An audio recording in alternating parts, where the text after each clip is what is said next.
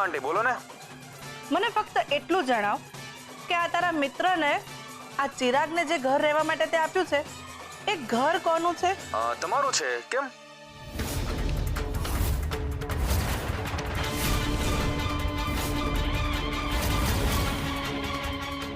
Okay.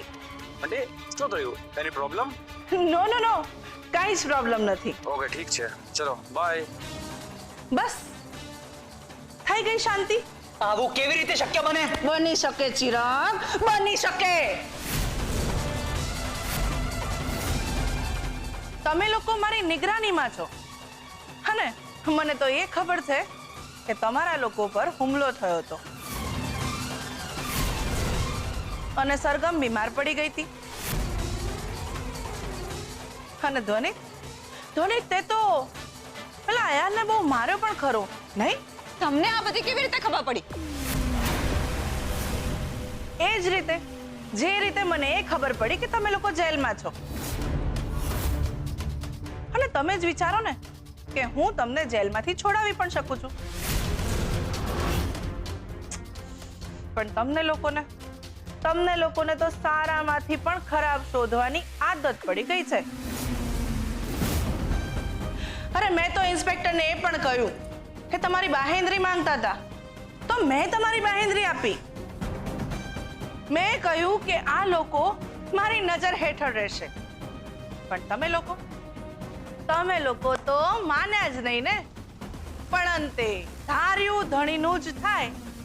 છેવટે આવી ગયા ને તમે લોકો આ ઇન્દુના આંગણે. પણ અમારે રહેવું જ નથી. બોલો શું કરી લેશો? કરવાનું શું હોય ધ્વનિત, તમારી મરજી. દરવાજા ખુલ્લા છે, હાલી નીકળો. હા પણ એટલું યાદ રાખજો કે ઘરની બહાર પગ મૂકતાની સાથે તમારા દુઃખના દરવાજા ખુલ્લા. પણ ચિરાગભાઈ, મને બહુ ભૂખ લાગી છે.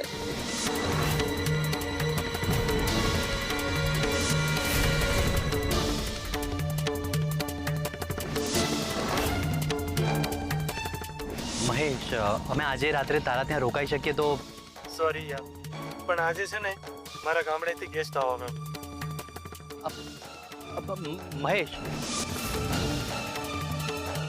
તો શું નક્કી કર્યું? અહીંયા રહેવું છે કે પછી જવું છે? કોઈ ક્યાંય નહીં જાય.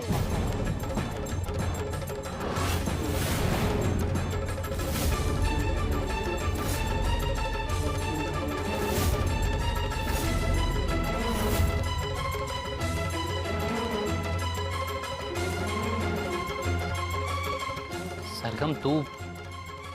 કોઈ ક્યાંય નહીં જાય, બધા અહીંયા જ રહેશે. ઇન્દુ આંટી. અરે પણ સરગમ મારી. ધ્વનિત, આજે કઈ ના બોલતો. તું આજે ફરી આ વાત કરે છે બધું જાણ્યા છતાંય? પણ કેમ? હું બધાને બધી જ વાતના જવાબ આપવા જરૂરી નથી સમજતી, પણ એક વાત નક્કી છે કે બધા અહીંયા જ રહીશું.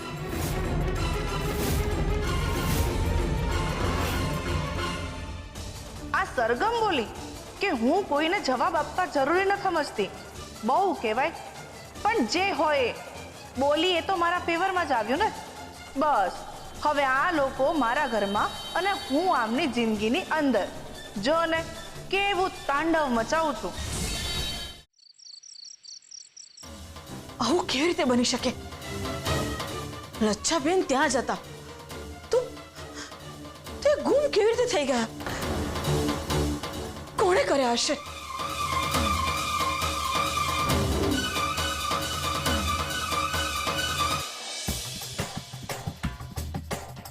મમ્મી શું થયું? કઈ નહીં બેટા. નહીં, કંઈક તો થયું છે. બોલ ને, શું વાત છે? કઈ નથી થયું મને. તું જા, મને એકલી મૂકી દે. અરે હું મારી મમ્મીને એકલી કેમ મૂકી દઉં? અરે મને સામે દેખાઈ રહ્યું છે કે મારી મમ્મી કંઈક ચિંતામાં છે. બોલ મને, શું વાત છે? અયાન, મને કંઈ જ નથી થયું કે નથી હું ઉદાસ. મમ્મી, હું તને જાણું છું. તું આજથી પહેલા આટલી ઉદાસ ક્યારેય નથી થઈ. કે મને શું વાત છે? કયું ને કઈ નથી થયું એટલે કઈ નથી થયું, બસ.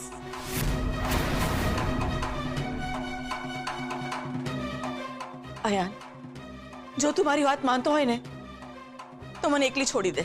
પણ મમ્મી, અયાન, કયું ને.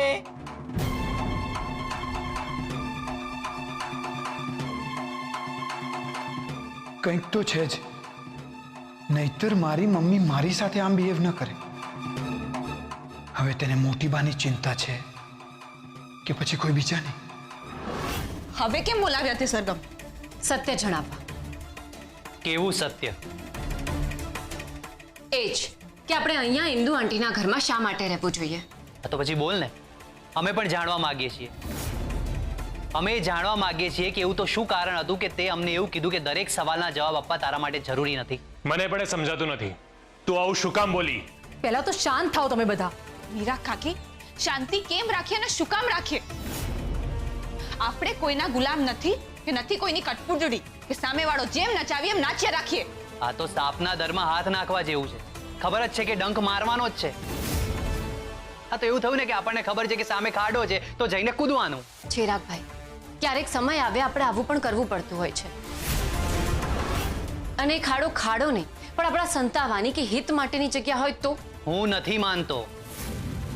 હું પણ દર વખતે કોઈ સામે નમી જઈએ એ આપણામાં નથી આવતું. પણ પરિયામાં નમવાની વાત ક્યાં આવી? એવું જ છે કાકી, તો પછી બીજું શું છે? તમે બધા શાંત થઈ જાઓ અને સૌથી પહેલા તો મારા શબ્દો માટે મને માફી આપી દો. કારણ કે જો તમારા લોકોના મનમાં ગુસ્સો હશે ને તો ના મારી વાતને સાંભળી શકશો ના સમજી શકશો. અને આમાં ઝૂકવા કે ઝૂકવાની કોઈ વાત જ નથી ચિરાગભાઈ. તો પછી બોલ ને, તારી વાતનો સાર શું છે? દૂરથી ડુંગર રળિયામણા હોય છે પણ જો એને પારખવા હોય ને તો એની નજીક જવું પડે. મને ખબર છે કે ઇન્દુ આંટી જેવી તેવી વ્યક્તિ નથી, તે છતાં પણ હું અહીંયા રહેવાનું પસંદ કરીશ. કારણ કે જો દુશ્મનને ઓળખવું હોય ને તો એની આસપાસ રહીને જ એને ઓળખી શકાય છે. હું જાણું છું કે અત્યારે સિંહના પિંજરામાં બકરીનું બચ્ચું આવી ગયું હોય ને એવી રીતે આપણે લોકોએ ડરી ડરીને રહેવું પડે છે. પણ તેમ છતાંય આપણે આ કરવું પડશે. સરગમની વાત સાચી છે. હા, ઘરથી દૂર જંગલમાં કોઈ માણસ રહેતું હોય, બધા ઝાડને છોડીને એક ઝાડને પાણી પાય, તેની પાછળનું કારણ શું છે એ જાણવું જરૂરી છે. બરાબર છે. આપણે ઇન્દુ આંટીના સ્વાર્થના કાદવમાં કૂદવું જ પડશે એ જાણવા માટે કે ઇન્દુ આંટી ઈચ્છે છે શું. ઇન્દુ આંટી આપણને જામીન શું કામ અપાવ્યા અને એ પછી એ દરેક જગ્યાએ આપણી સામે આવીને શું કામ ઉભા રહી જાય છે. આ બધું જાણવા માટે આપણે એમની નજીક તો રહેવું જ પડશે. કારણ કે ઇન્દુમતી કોઈના પણ માટે એમને એમ કંઈક કરે એવા તો છે જ નહીં.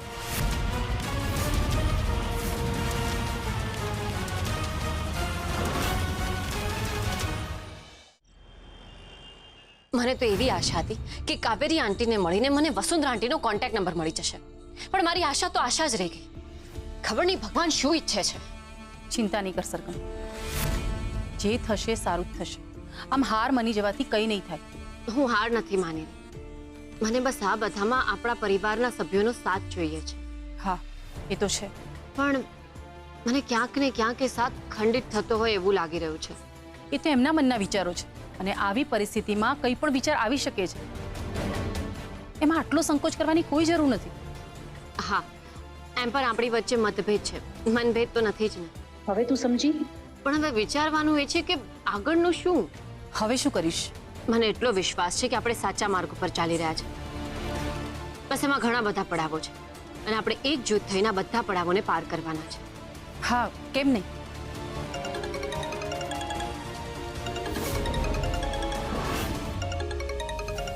કાવેરી આંટીનો ફોન. જલ્દી ઉપાડ સરગમ. હા, હલો. હા કાવેરી આંટી. સરગમ, તારા ગયા પછી મને યાદ આવ્યું કે વસુંધરાને એક ભાઈ પણ છે અને એમનું નામ જયરાજભાઈ છે. તેઓ અમેરિકા રહે છે પણ હાલ તેઓ અહીં આવેલા છે. તો મને લાગે છે તું એમને મળી શકે. અને હા, મારા મત મુજબ વસુંધરાને મળવાનો માર્ગ તમને ત્યાંથી મળી જશે. હા જી બિલકુલ. તો હમણાં જ તારા નંબર ઉપર હું જયરાજભાઈનું એડ્રેસ તને સેન્ડ કરી દઉં છું. Thank you so much. અને હા, જોજે હા, તું એમને કાલે ને કાલે જ મળી આવજે, કેમ કે તેઓ પાછા જવાના છે. હા ચોક્કસ. Thank you so much. તમને નથી ખબર કે તમે મારું કામ કેટલું સરળ કરી નાખ્યું. Once again thank you so much. Welcome. પણ સરગમ, હા બોલો ને. જયરાજભાઈએ મને કહ્યું એ સરગમને હું કહું કે ના કહું? કાવેરી આંટી, શું થયું? બોલો ને. ના ના કંઈ નહીં બેટા, તું જયરાજભાઈને મળી આવજે હા.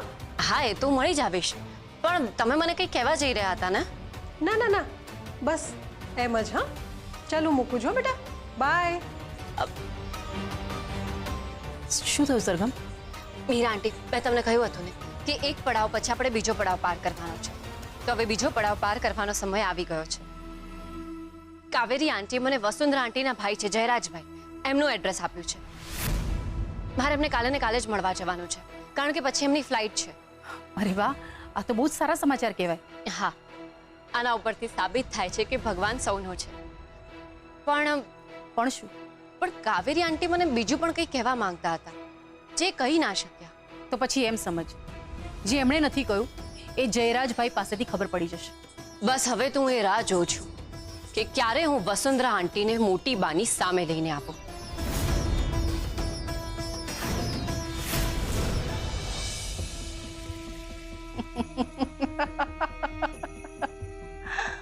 પ્લાન આખો રેડી છે. હું સરગમને બધાયથી દૂર કરી નાખીશ. પહેલા ધ્વનિકથી, ચિરાગથી, મીરાથી અને પછી પરીથી એક એક કરીને હંધાઈને એનાથી દૂર કરી દઈશ. પછી આજે સરગમ આકાશમાં ઉડી રહી છે ને, એની પાંખો કાપી નાખીશ. પછી જોઉં છું કે સરગમ કેવી રીતે ઉડી શકે છે. હું એક એક કરીને હંધાઈને સરગમથી છીનવી લઈશ ને એને એકલી પાડી દઈશ. પછી મારું કામ પૂરું. આ ડબ્બીની ગોળી ચિરાગની,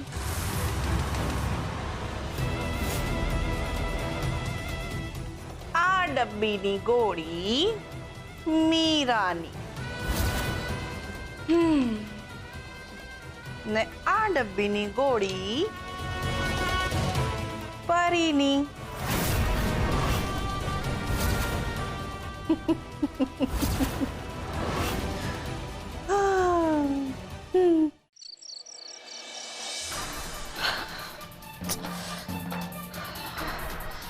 આજે જમ્યા પછી કેમ મને આવું ફીલ થાય છે? જ્યારથી જમી છું થોડું થોડું માથે ભારે લાગે છે.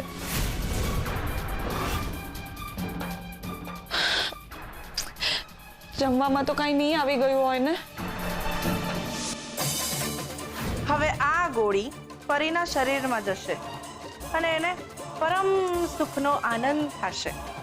અને જ્યાં હુંદી એને ખબર પડશે કે હું થઈ રહ્યું છે, ત્યાં હુંદીમાં તો એ આની બંધાણી બની ચૂકી હશે.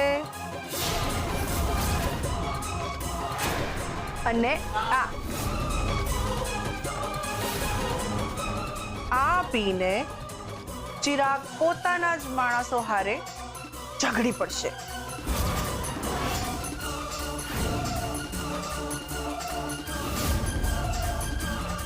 આ ગોળી પીને મીરા બની જશે અડધી અંગવાળી.